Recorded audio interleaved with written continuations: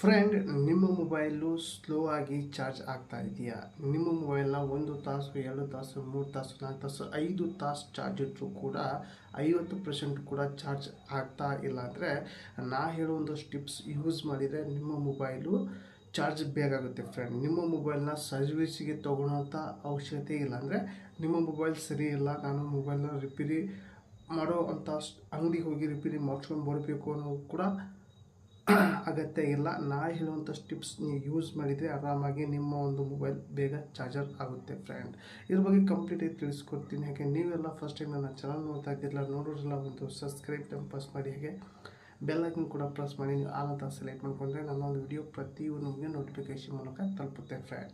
Friend, ಮೊದಲಿಗೆ ನೀವು ಹೊಸ ಫೋನ್ ತೊಗೊಂಡಾಗ ಅದು ಚಾರ್ಜು ಕರೆಕ್ಟಾಗಿ ಆಗುತ್ತಾ ಇರುತ್ತೆ. ಫ್ರೆಂಡ್, ನೋ ಪ್ರಾಬ್ಲಮ್, ಚಾರ್ಜ್ ಆಗ್ತಾ ಇರುತ್ತೆ.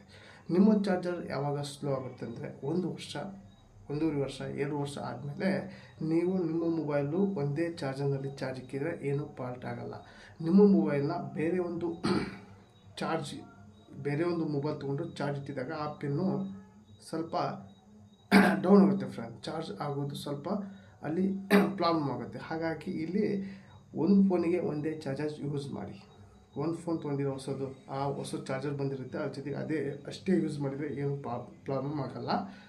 ಆಲ್ರೆಡಿ ನೀವೆಲ್ಲ ಪ್ರಾಬ್ಲಮ್ ಮಾಡ್ಕೊಂಡಿರ ಅಂದರೆ ಅದಕ್ಕೂ ಕೂಡ ಸೊಲ್ಯೂಷನ್ ಇದೆ. ಫ್ರೆಂಡ್, ನಿಮ್ಮ ಮೊಬೈಲಲ್ಲಿ ಅಲ್ಲೇ ಬೇರೆ ಬೇರೆ ಮೊಬೈಲ್ ತೊಗೊಂಡು ಚಾರ್ಜ್ ಇಟ್ಟಿಲ್ಲ ಅಂದರೆ ಅದಕ್ಕೂ ಕೂಡ ಸೊಲ್ಯೂಷನ್ ಕೊಡ್ತೀನಿ. ಏನಪ್ಪ ಅಂದರೆ, ನಿಮ್ಮ ಮೊಬೈಲಲ್ಲಿ ಸ್ಲೋ ಆಗಿ ಚಾರ್ಜರ್ ಆಗ್ತಾ ಇದೆ ಅಂದರೆ ನೀವು ಜಸ್ಟ್ ಏನು ಮಾಡಬೇಕು ಅಂದರೆ, ನಿಮ್ಮ ಚಾರ್ಜರ್ ಇದೆಯಲ್ಲ, ಒಂದು ಗಡ್ಡೆ ಇರುತ್ತೆ. ಫ್ರೆಂಡ್, ಒಂದು ಗಡ್ಡೆ ಇರುತ್ತೆ, ಒಂದು ಕೇಬಲ್ ಇರುತ್ತೆ.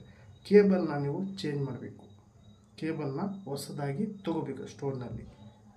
ಅದು ಯಾವುದಂದರೆ ಫಾಸ್ಟ್ ಚಾರ್ಜರ್ ಕೊಡಿ ಎಂದು ಕೊಡ್ತಾರೆ. ಫ್ರೆಂಡ್, ಜಸ್ಟ್ ಒಂದು $120, $110, $150 ಇರುತ್ತೆ. ಫ್ರೆಂಡ್, ಆ ಒಂದು ಚಾರ್ಜರ್ ತೊಗೊಂಡು ನಿಮ್ಮ ಒಂದು ಆರ್ಡರ್ ಕ್ರಿಯೇಟ್ ಮಾಡಿಕೊಂಡು ನಿಮ್ಮ ಮೊಬೈಲ್ ಚಾರ್ಜ್ ನಿಮ್ಮ ಚಾರ್ಜರ್ ಸ್ಪೀಡಾಗಿ ಆಗುತ್ತೆ. ಫ್ರೆಂಡ್, ಮೊದಲಿಗೆ ನಿಮಗೆ 4-5 ತಾಸು ಇಟ್ಟರೂ ಕೂಡ 50% ಆಗಲ್ಲ ಅಂದಿದ್ರಲ್ಲ, ಆ ಒಂದು ಆಗಲ್ಲ. ಜಸ್ಟ್ ಇದರಲ್ಲಿ ಚಾರ್ಜ್ 1 ತಾಸಿಗೆ ನಿಮಗೆ ಗೊತ್ತಾಗುತ್ತೆ. ಫ್ರೆಂಡ್, ಎಷ್ಟು ಫಾಸ್ಟಾಗಿ ಚಾರ್ಜ್ ಆಗುತ್ತೆ ಅನ್ನೋದು ಕೂಡ ಕಂಪ್ಲೀಟಾಗಿ ಗೊತ್ತಾಗುತ್ತೆ.